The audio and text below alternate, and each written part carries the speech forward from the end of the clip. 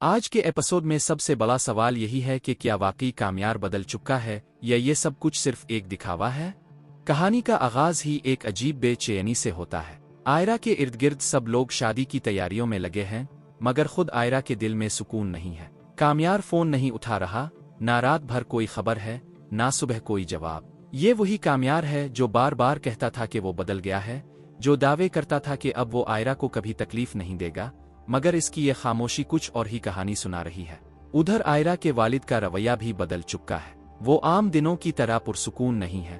رات کی ایک ایمرجنسی، کلینک سے اچانک جانا، اور پھر صبح کا خاموش چہرہ، سب کچھ بتا رہا ہے کہ دل میں کوئی خوف چھپا ہوا ہے۔ جب والد آئرہ سے پوچھتے ہیں کہ تم واقعی خوش ہونا، تو یہ سوال معمولی نہیں لگتا۔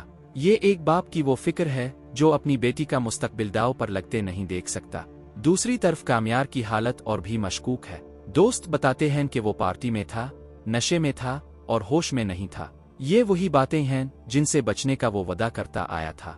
کامیار خود کہتا ہے کہ اسے رات کا کچھ یاد نہیں، مگر سوال یہ ہے کہ کیا واقعی یاد نہیں یا یاد ہوتے ہوئے بھی ماننا نہیں چاہتا؟ جب آئرہ اچانک اس کے گھر پہنچتی ہے تو ماحول اور بھی بھاری ہو جاتا ہے۔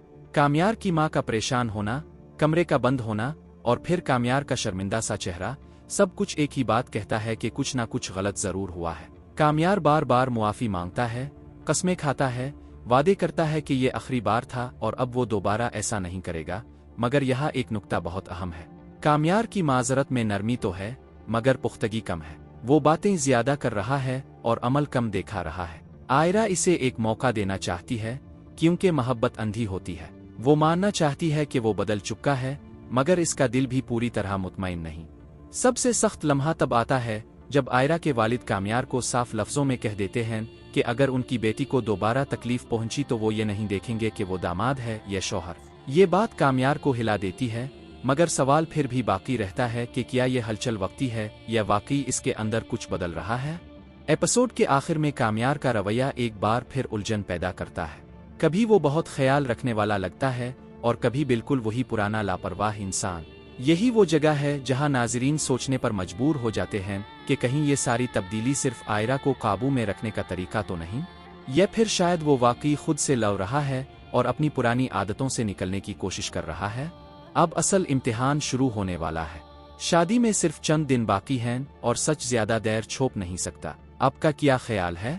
کیا کامیار کی یہ تبدیلی واقعی سچی ہے یا یہ صرف ایک وقتی چہرہ ہے؟